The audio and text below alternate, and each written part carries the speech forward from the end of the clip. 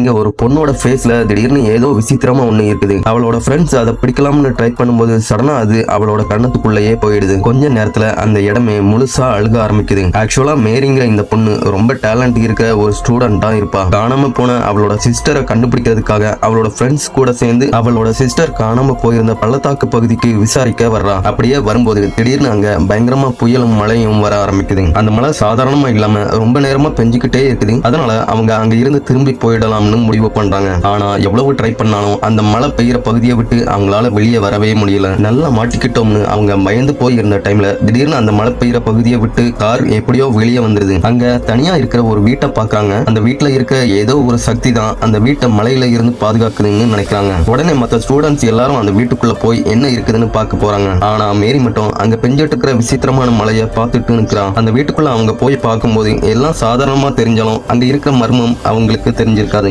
திடீர்னு மேரிய யாரோ அந்த மழை பெய்யற இடத்துல இருந்து கூப்பிட்ட மாதிரி சத்தம் கேக்குது. உடனே அந்த சத்தம் வந்த திசையை நோக்கி நடக்க ஆரம்பிக்கிறான். சடனா அவளோட ஷோல்டர்ல யாரோ கைய வைக்கிறாங்க. பார்த்தா அது அவளோட எக்ஸ் பாய் ஃப்ரெண்டு. கரெக்டான டைம்ல அவளை அங்க இருந்து கூட்டிட்டு போயிடுறான். அவங்க வெளியே வந்த டைம்ல அந்த இடம் இருட்டா மாதிரி டைம் சேஞ்ச் ஆன மாதிரி இருக்குது. உடனே அவங்க வீட்டுக்குள்ள இருக்கிறவங்கள பார்க்க போறாங்க. உள்ள இருக்கிறவங்களும் என்ன நடக்குதுன்னு புரியாம கன்ஃபியூஸ் ஆகிதான் இருப்பாங்க. அப்போ சடனா வெளியே நின்ன காரை யாரோ ஸ்டார்ட் பண்ணன மாதிரி சத்தம் கேக்குது. உடனே அவங்க விண்டோ வழியா எட்டி பார்க்கும்போது அந்த கார் மழை பெய்யற பகுதியில போய் நிக்கிறத பார்த்து ஷாக் ஆகுறாங்க. அப்பதான் அவங்க அங்க இருந்து எஸ்கேப் ஆகிடக்கூடாதுன்னு யாரோ பிளான் பண்றாங்கன்னு தெரிய வருது. இதுக்கு மேல இங்க இருக்கிறது சேஃப் இல்லைன்னு புரிஞ்சுக்கிட்டு அவங்க அங்க இருந்து தப்பிக்கிறதுக்காக ஏதாவது வழி இருக்குதான்னு அந்த வீட்டுல தேட ஆரம்பிக்கிறாங்க. அப்போ அங்க ஒர்க்கிங் கண்டிஷன்ல இருக்கிற ஒரு டெலிபோனை பாக்குறாங்க. ஆனா அதுல பிஸி டோன் மட்டும் தான் வருது. அதுக்கப்புறமா அங்க ஒரு ரேடியோவையும் கண்டுபிடிச்சு அது வழியா எமர்ஜென்சி சிக்னலை அனுப்புறாங்க. அதுல ஏதாவது பதில் வரும்னு பார்த்தா இரைச்சல் சத்தம் மட்டும் தான் வருது. அப்போ திடீர்னு அவங்க ஃபர்ஸ்ட் ஃப்ளோர்ல ஏதோ பயங்கரமான ஒரு சத்தத்தை கேட்கறாங்க. உடனே ஒருத்தன் அது என்ன சத்தம்னு பாக்குறதுக்காக தனியா மேல போறான். ஆனா